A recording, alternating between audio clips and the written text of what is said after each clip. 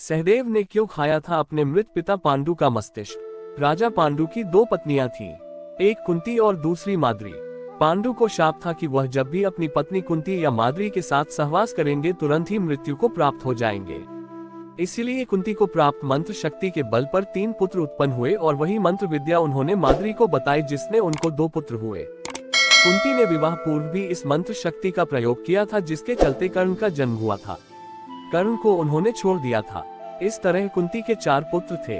इसका मतलब पांडु के कुल 6 पुत्र थे। 5 पांडवों से 2 नकुल और सहदेव दोनों ही माद्री अश्विन कुमार के पुत्र थे। जब नकुल और सहदेव का जन्म हुआ तब आकाशवाणी हुई कि शक्ति और रूप में ये जुड़वा बंधु स्वयं जुड़वा अश्विनों से भी बढ़कर होंगे। पांडु पत्नी माद्री के जुड़वा पुत्र में से एक सहदेव हैं। इनके भाई का नाम नकुल है। ये भी अपने पिता और भाई की तरह पशुपालन शास्त्र और चिकित्सा में दक्ष थे और अज्ञातवास के समय विराट के यहाँ इन्होंने भी पशुओं की देखरेख का काम किया था। ये गाय चराने का कार्य भी करते थे। महाभारत युद्ध में सहदेव के अश्व के रथ के अश्व तितर के रंग के थे और उनके रथ पर हंस का ध्वज लहराता था। माना जाता है कि मृत्यु के समय उनकी उम्र 105 वर्ष की थी। सहदेव अच्छे रथ योद्धा माने जाते हैं। सहदेव की कुल 4 पत्नियां थीं, द्रौपदी, विजया, भानुमति और जरासंध की कन्या। द्रौपदी से श्रुतकर्मा, विजया से सुहोत्र पुत्र की प्राप्ति हुई। इसके अलावा इनके 2 पुत्र और थे जिसमें से एक का नाम सोमक था। सहदेव के नाम से 3 ग्रंथ प्राप्त होते हैं, व्याधिसिंधुमर्दन, अग्निस्त्रोत, शकुन परीक्षा। त्रिकालदर्शी थे सहदेव। सहदेव ने द्रोणाचार्य से ही धर्म, शास्त्र, चिकित्सा के अलावा ज्योतिष विद्या सीखी थी। सहदेव भविष्य में होने वाली हर घटना को पहले से ही जान लेते थे। वे जानते थे कि महाभारत होने वाली है और कौन किसको मारेगा और कौन विजयी होगा। लेकिन भगवान कृष्ण ने उसे शाप दिया था कि अगर वह इस बारे में लोगों को बताएगा तो उसकी मृत्यु हो जाएगी। त्रिकालदर्शी सहदेव के दुर्योधन गया और उसने युद्ध शुरू करने से पहले उससे सही मुहूर्त के बारे में पूछा। सहदेव ये जानता था कि दुर्योधन उसका सबसे बड़ा शत्रु है, फिर भी उसने युद्ध शुरू करने का सही समय बता दिया। कैसे बने सहदेव त्रिकालदर्शी? सहदेव के धर्मपिता पांडु बहुत ही ज्ञानी थे। उनकी अंतिम इच्छा थी कि उनके 5 बेटे उनके मृत शरीर को खाएं ताकि उन्होंने जो ज्ञान अर्जित किया है वह उनके पुत्रों में चला जाए। सिर्फ सहदेव ने ही हिम्मत दिखाकर पिता की इच्छा का पालन किया। उन्होंने पिता के मस्तिष्क के 3 हिस्से खाए। पहले टुकड़े को खाते ही सहदेव को इतिहास का ज्ञान हुआ, दूसरे टुकड़े को खाने से वर्तमान का और तीसरे टुकड़े को खाते ही वे भविष्य को देखने लगे। इस तरह वे त्रिकालज्ञ बन गए। उपरोक्त कथा का उल्लेख हमें महाभारत में नहीं मिलता है, लेकिन दक्षिण भारत की लोक कथाओं में इसका उल्लेख भिन्न भिन्न रूप में मिलता है। कुछ मान्यताओं अनुसार उन्होंने अंगुली खा ली थी। ऐसा भी कहा जाता है कि उस वक्त श्री कृष्ण पहुंच गए थे और उन्होंने पांडवों को ऐसा करने से रोक दिया था। जब पांडव वहां से चले गए तो श्री कृष्ण खुद की उनका मांस खाने लगे। जय ये सहदेव ने देखा तो उसने भी चुपके से अंगुली खा ली। सहदेव का राज्य।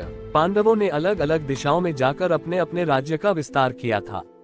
सहदेव ने त्रिपुर एवं पौरवेश्वर राजाओं को परास्त कर दक्षिण भारत के समुद्र तटवर्ती राजाओं को परास्त किया था। उन्होंने शूरपाक, तालाकट, दंडक, समुद्रद्वीपवासी, मलेच, निषाद, पुरुषाद, कर्णप्रवरण, नरराक्षसयोनि, कलमुख, कोलगिरी, सुरभिपटन, ताम्रद्वीप, रामक पर्वत और तिमिंगल आदि राजाओं के राज्य को अपने अधीन कर लिया था।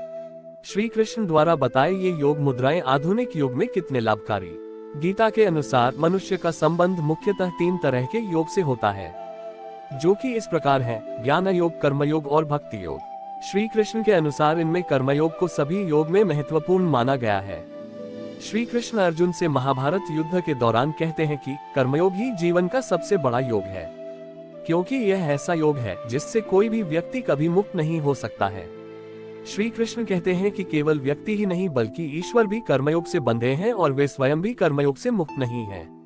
महाभारत युद्ध के दौरान जब अर्जुन मोह, माया और पारिवारिक बंधनों में बंधे थे और बाण चलाने में झिझक रहे थे, तब श्री कृष्ण ने उन्हें कई योग मुद्राओं का ज्ञान दिया। इन योग मुद्राओं से मन के मैल को साफ किया जा सकता है। लेकिन क्या आधुनिक युग में भी ये योग मुद्राएं लाभकारी हैं? आइए जानते हैं गीता में वर्णित इन योग मुद्राओं के बारे में। विषाद योग। विषाद का अर्थ दुख से होता है। युद्ध भूमि में अर्जुन ने सामने जब अपनों को ही देखा तो विषाद से भर गए। तब अर्जुन के मन के इस भय को दूर करने के लिए कृष्ण ने उन्हें जो उपदेश दिए वही गीता ज्ञान कहलाए।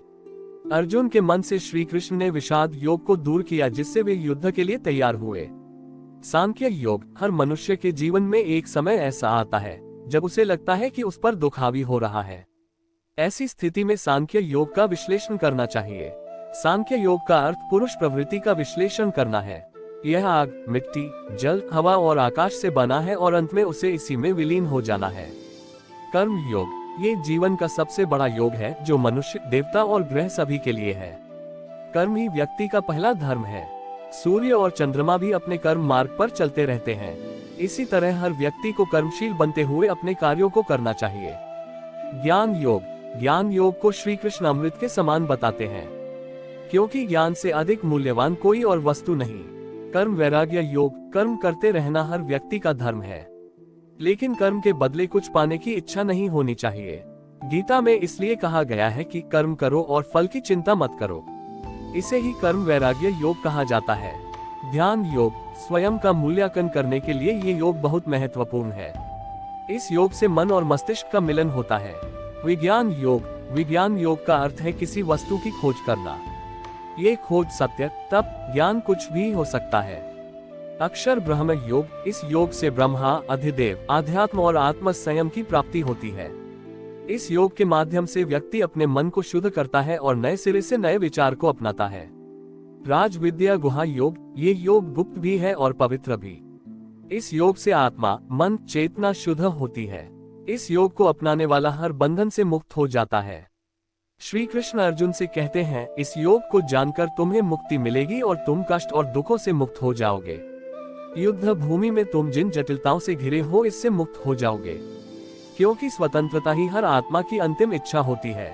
विभूति विस्तार योग, इस योग के माध्यम से मनुष्य ईश्वर के समीप पहुंचता है। विश्वरूप दर्शन योग, इस योग को अपनाते ही मनुष्य को ईश्वरीय रूप के दर्शन हो जाते हैं, इसलिए इसे अनंत योग माना जाता है। भक्ति योग, ईश्वर की प्राप्ति के लिए भक्ति योग सर्वश्रेष्ठ है। इस योग के बगैर ईश्वर कहाँ मिलते हैं।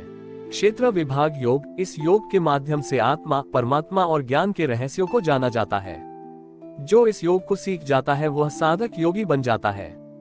भगवान श्री कृष्ण द्वारा अर्जुन को बताए ये योग मुद्राएं आज के आधुनिक समय में भी काफी महत्वपूर्ण है और व्यक्ति की जरूरत है। इन योग मुद्राओं को अपनाकर मन के मैल को साफ किया जा सकता है, ज्ञान को प्राप्त किया जा सकता है, मोह से मुक्त हुआ जा सकता है और ईश्वर को भी पाया जा सकता है।